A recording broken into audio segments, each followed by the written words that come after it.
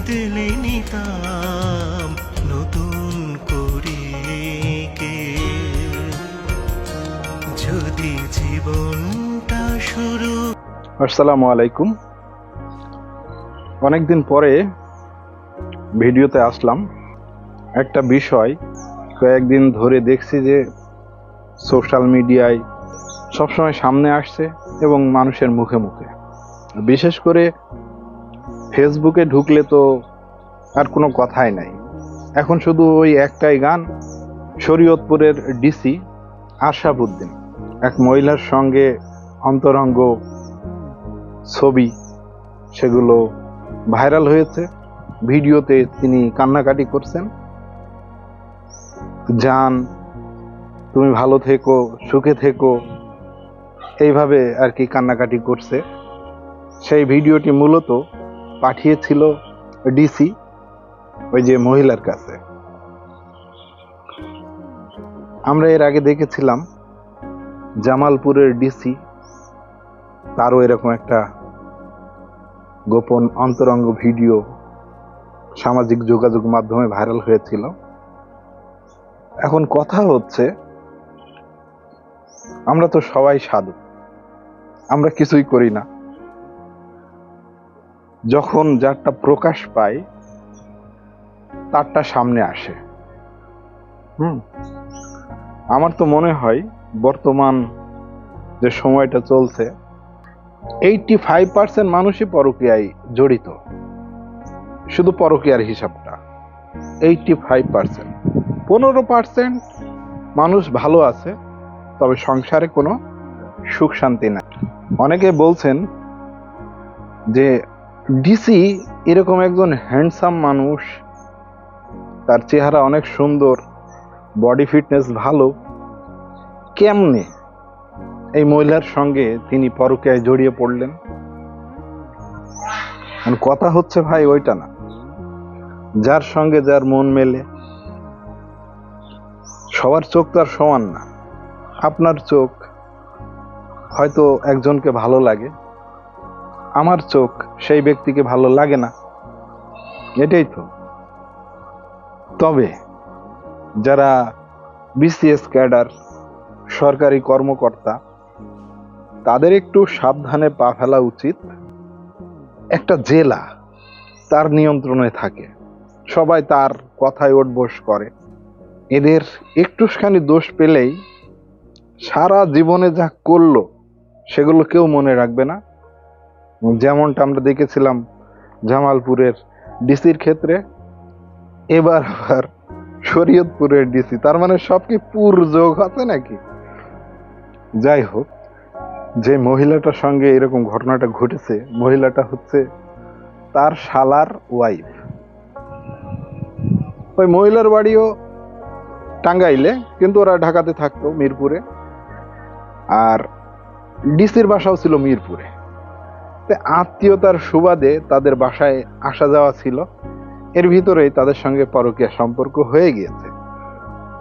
তো পরবর্তীতে বিয়ের আশ্বাস দিয়ে ডিসি আশরাফ উদ্দিন কথা রাখেননি, তার সঙ্গে শারীরিক সম্পর্ক হয়েছে, অনেক কিছুই হয়েছে। আসলে প্রথম তো এমনটা ঘটেনি, তাহলে এখন কেন ঘটবে? ওই মহিলার কি বোঝা উচিত ছিল না যে ডিসি আশরাফ উদ্দিন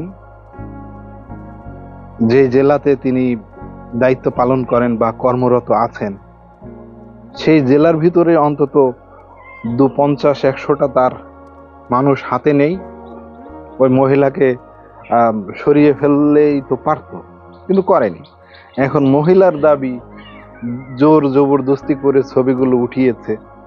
আসলে ভাই, কোনো মানুষকে জোর জবরদস্তি করে ওইভাবে, মানে কি বলবো, আবেগ দিয়ে ওরকম ছবি কি উঠানো সম্ভব? কেউ কখনো উঠাইতে পারছে জোর জুলুম করে? বলেন তো। তার মানে সম্পর্কটা যখন শুরু হয়েছিল তখন তাদের ভিতরে ভালোই চলছিল। হঠাৎ করে তার শ্যালক হয়তো জেনে যায় বিষয়টা, তারপর থেকে তাদের ভিতরে ঝামেলা শুরু হয়। এক সময় হয়তো শ্যালকই ওই নারীকে ডিভোর্স দিয়েছে, বা ওই নারী ডিসির আশায় তার শ্যালককে ডিভোর্স দিয়েছে। এখন ডিসি তো আর বিয়ে করবে না। আচ্ছা, মহিলা বলছে তাকে মারধর করে ছবি উঠিয়েছে, শারীরিক সম্পর্ক করতে হয়েছে বাধ্য হয়ে। ঘটনাটা তো আবার অন্যদিকেও মন নিচ্ছে। তার কাছে 3 কোটি টাকা দাবি করেছিল ওই মহিলা। তো 3 কোটি টাকা কি আর অল্প কয়টা টাকা? 3 কোটি টাকা। ডিসি অপারগতা প্রকাশ করলেই তার ছবিগুলো ভাইরাল করে দেওয়া হয়। আসলে ছবিগুলো কার পক্ষ থেকে ভাইরাল হয়েছে এই বিষয়টাও একটু চিন্তা করে দেখতে হবে। ডিসির পক্ষ থেকে কিন্তু ভাইরাল হয়নি, সমস্ত ছবিগুলো ওই মহিলার মোবাইলেই ছিল। তাহলে এখানে বুঝে নিতে হবে মহিলা কিন্তু চরম একটা লোভী মানুষ। আর যায় না তো, ডিসির সঙ্গে তো যায় না। এখন তারা একটা সম্পর্কে জড়িয়ে গিয়েছে, সবকিছুই হয়েছে, মজা মাস্তি হয়েছে। হ্যাঁ, তার অধিকার আছে, সে বলতেই পারে। কিন্তু বাংলাদেশের প্রেক্ষাপটে নারী যতই দোষ করুক, নারী দোষী না। পুরুষ যতই নির্দোষ হোক, সে কিন্তু দোষী।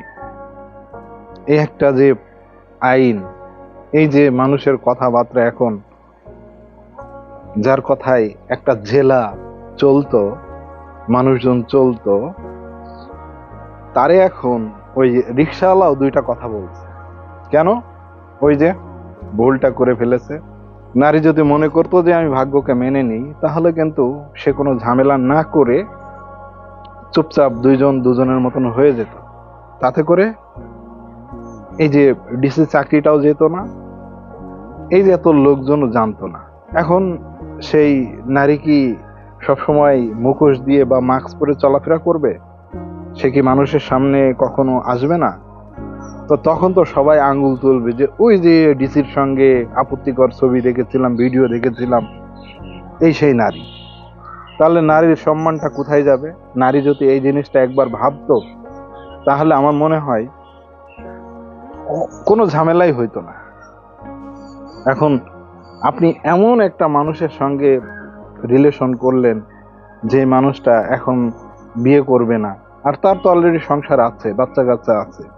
সো কেন সে এই ঝামেলার ভিতরে আবার যাবে? সে হয়তো তার স্ত্রীর সঙ্গে কোনো ঝামেলা ছিল, এরই পরিপ্রেক্ষিতে হয়তো সে ওই নারীর সঙ্গে একটা রিলেশনে জড়িয়ে গিয়েছে। অথবা ওই যে টাকা পয়সা হলে যা হয়, মানুষের চরিত্র পাল্টিয়ে যায়, রূপ পাল্টিয়ে যায়, সেমনটাও হতে পারে।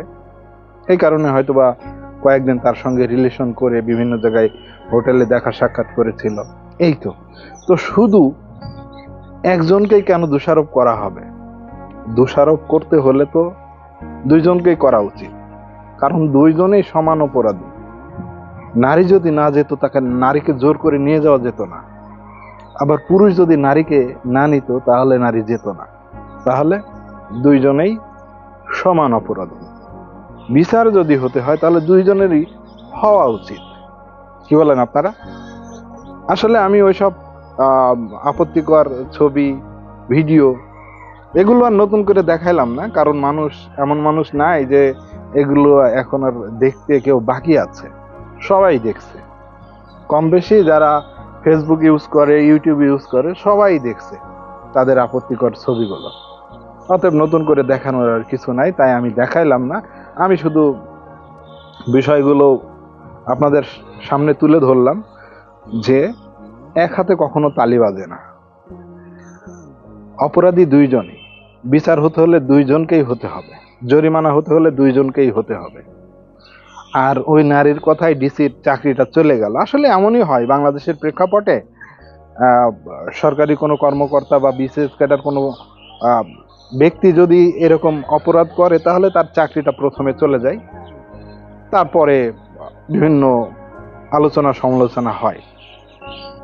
তো যাই হোক, কিছু বলার নাই, আমি কারো পক্ষ এখানে নিচ্ছি না। আমি শুধু বলতে যাচ্ছি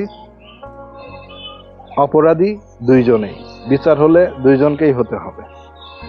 আর এত ঝামেলা করার কি দরকার ছিল? বিয়ে করে নিতে পারতো। অনেকেই আছে না, শ্যালকের ওয়াইফকে তো বিয়ে করতে পারে, তো করে নিত। ডিসি তাহলে চাকরিটাও হারাতো না, আর এরকমও হতো না। কি হতো, ডিসি তো অনেক টাকা পয়সা আছে, তাহলে সে বিয়েটা করতেই পারতো। ডিসিরও প্রবলেম আছে, সে এত সুন্দর মানুষ হয়ে এমন একটা মানুষের সঙ্গে পরকীয়া সম্পর্কে জড়াইছে, যেটা কিনা মানুষ সিসি ছাড়া কিছুই করছে না। মানুষ যখন রিলেশনে থাকে তখন তারা অনেক ধরনের বিষয় আদান প্রদান করে দুজন দুজনের মাঝে। তেমনই হয়তোবা তাদের ভিতরে কোনো ঝামেলা হয়েছিল। ডিসি আশরাফ উদ্দিন তিনি হয়তোবা ভিডিও করছিল, কান্নাকাটি করছিল, সেটা আবার পাঠাইছিল, সেই জিনিসটা রেখে দিয়েছে। ভাবতে পারেন নারী কেমন ব্ল্যাকমেল করতে পারে, নারী কেমন ছলনাময়ী, ভাবা যায়। যাই হোক, ভিডিওটা শেষ করলাম। ভালো লাগলে শেয়ার করবেন, নতুন হলে চ্যানেলটি সাবস্ক্রাইব করে রাখতে পারেন। সবাই ভালো থাকবেন, সুস্থ থাকবেন। আসসালামু আলাইকুম।